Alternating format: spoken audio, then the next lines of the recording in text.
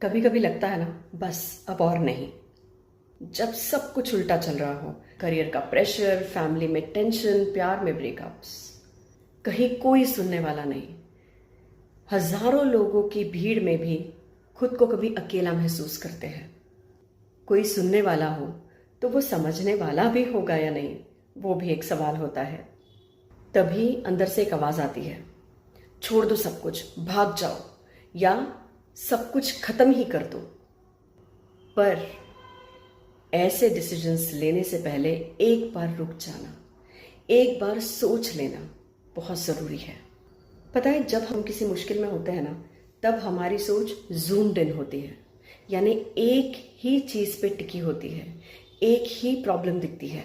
लेकिन जब हम इसी सोच से जूम आउट करते हैं तो हमें और भी चीजें दिखने लगती है, यानी पूरी पिक्चर देख सकते हैं। मान लीजिए आप एक पेंटिंग देख रहे हैं, उसमें एक काला डॉट है। आपको वो काला डॉट ही नजर आएगा क्योंकि आपका सारा अटेंशन उस काले डॉट पे होगा। पर आप जब एक दो कदम पीछे होके देखें तो आपको उस काले डॉट के अलावा और भी कलर्स नजर आएंगे उस कैनवस पे। तब आपको पता चलेगा क्या मास्टरपीस है। इसीलिए जूम इन करने का जब मन होता है किसी प्रॉब्लम के लिए या किसी डिफिकल्टी में, तब थोड़ा जूम आउट करें और पूरी पिक्चर को देखने का जरूर ट्राई करें। एक या दो दिन बुरे हो तो इसका मतलब ये तो नहीं कि पूरी जिंदगी बुरी है। एक हार्ट ब्रेक, एक फेलियर, एक रिजेक्शन सिर्फ एक सीन है, पूरी फिल्म नहीं। ड्रिंकिंग, सेल्फ हार्म या जिंदगी से भागना ये तो कोई सोल्यूशन नहीं है। ये सिर्फ एक मोमेंटरी एस्केप है, पर प्रॉब्लम्स जैसे कि वैसी ही रह जाती है। आपका सपना, आपकी जर्नी, आपकी वैल्यू, उसका क्या? आपके अपने, वो इंसान जो आपसे बहुत सारा प्यार करता है, वो लोग जो आपके लिए कभी भी खड़े रह सकते हैं, उनका क्या? और भले ही कोई भी ना हो, फिर भी एक बात तो जरूर है, एक ताला है तो उसकी चाबी जरूर होगी। इसीलिए ताले की चाबी मिल नहीं रही है तो वहां से भाग जाना या किसी आदत को अडॉप्ट कर लेना, उससे बेटर है रुके, सब्र करें और कोशिश करें, उस ताले की चाबी जरूर मिलेगी।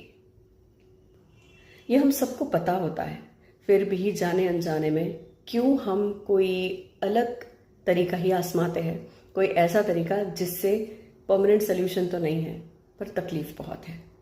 वो इसलिए क्योंकि जब हम पेन में होते हैं, दर्द में होते हैं, तो हमारा जो लॉजिकल पार्ट है वो शट डाउन हो जाता है, काम करना ही बंद करता है। इसीलिए उस वक्त आपके लॉजिक, आपने जो सुन रखा है, आपका नॉलेज कुछ वर्क नहीं करता, कुछ काम नहीं करता। और आप जो डिसीजन लेते हो उस समय वो आप नहीं लेते हैं, वो आपका वुंडेड सेल्फ लेता है और आप उसी वुंडेड सेल्फ को फॉलो करने लग जाते हैं। वहां से आपकी जिंदगी डिक्लाइन होना और स्पीड से डिक्लाइन होना शुरू हो जाती है। एक रात सोचा, जिस दिन आपका लॉजिकल पार्ट बंद हो जाए काम करना, आपका वुंडेड सेल्फ आप पे हावी होने लगे, उस दिन शांत रहने की कोशिश करो। उस दिन किसी काम में जुट जाओ जहां ये सारे ख्याल, वुंडेड सेल्फ आप पे हावी ना हो पाएगा। उस एक रात को सो जाओ।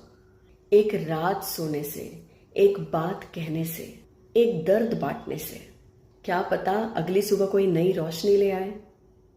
क्या पता वही तकलीफ जो आज आप झेल रहे हैं वही कल को आपका सुपर पावर बन जाए। हो सकता है, कितनों के साथ हुआ है, सबके साथ हो सकता है। हर एक बीज को जब हम बोते हैं तो उस बीज को भी अंधेरे में रहना होता है। तो क्या वो बीज ये सोचे कि अब तो मेरे जिंदगी में सिर्फ अंधेरा है, मेरा तो पेड़ कभी बन ही नहीं पाएगा, कभी मुझे फूल फल पत्तियां तो होगी ही नहीं। नहीं ना, वो बीज रुकता है, वो बीज पेशेंस रखता है, वो बीज सोचता है कि मैं जमीन से बाहर आ जाऊंगा और फिर लहराऊंगा। हम भी वही सीड है। कई बार हम अंधेरे में होते हैं, पर इसका मतलब ये नहीं कि वही हमारी जिंदगी है। उस अंधेरे से जब हम कुछ सीख के या कोशिश करके, अपना विजडम अप्लाई करके, थोड़ा पेशेंस रख के, होल्ड बैक करके फिर जब हम आगे बढ़ते हैं तब उस बीज की तरह हम भी और आगे एक हरा भरा फ्यूचर हमारा क्रिएट कर सकते हैं। वक्त लग सकता है पर आप बाहर तो जरूर आएंगे।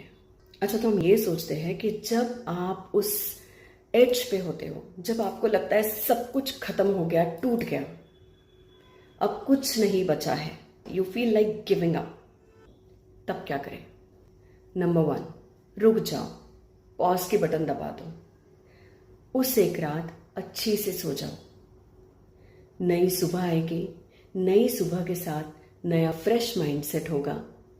अच्छे अच्छे फल खाओ, थोड़ी देर आंखें बंद करके मेडिटेशन करो, और अगर नहीं उस समय मेडिटेशन हो रहा है, सिर्फ गहरी सांसें लो, लंबी गहरी सांसें।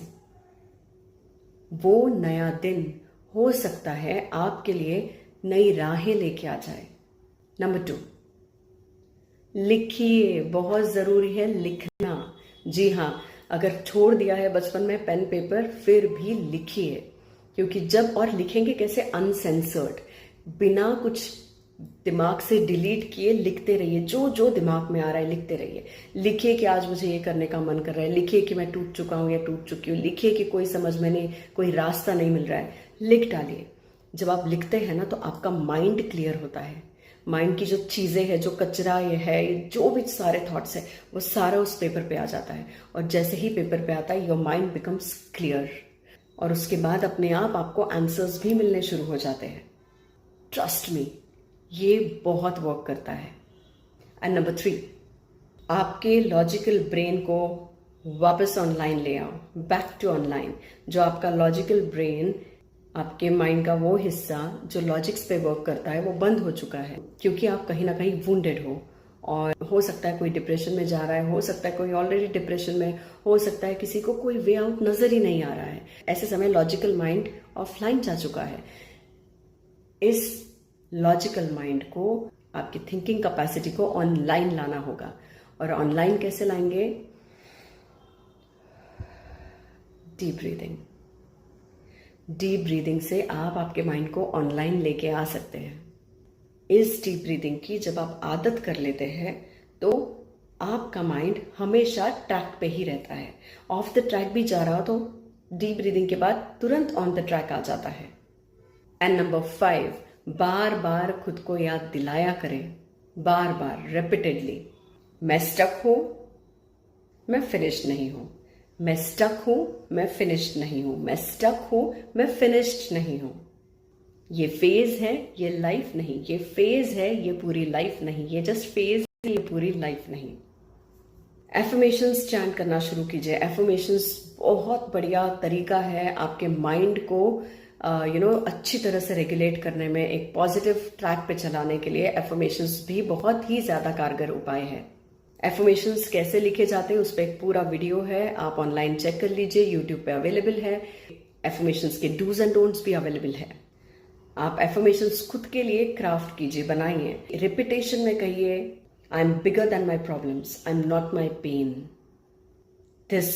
This moment will pass, my story is still being written.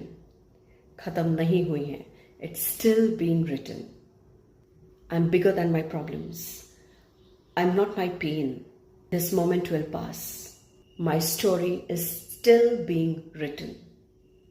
रोज रिपीट कीजिए, हर पल रिपीट कीजिए। जब आप लो फील करें, इसे बार बार रिपीट कीजिए। इस लैंग्वेज में कीजिए, आपकी मदर टंग में कीजिए, किसी भी लैंग्वेज में इसको ट्रांसलेट करके आप रिपीट कर सकते हैं। आपकी लाइफ जो मोमेंट चल रहा है उससे कई गुना बड़ी है।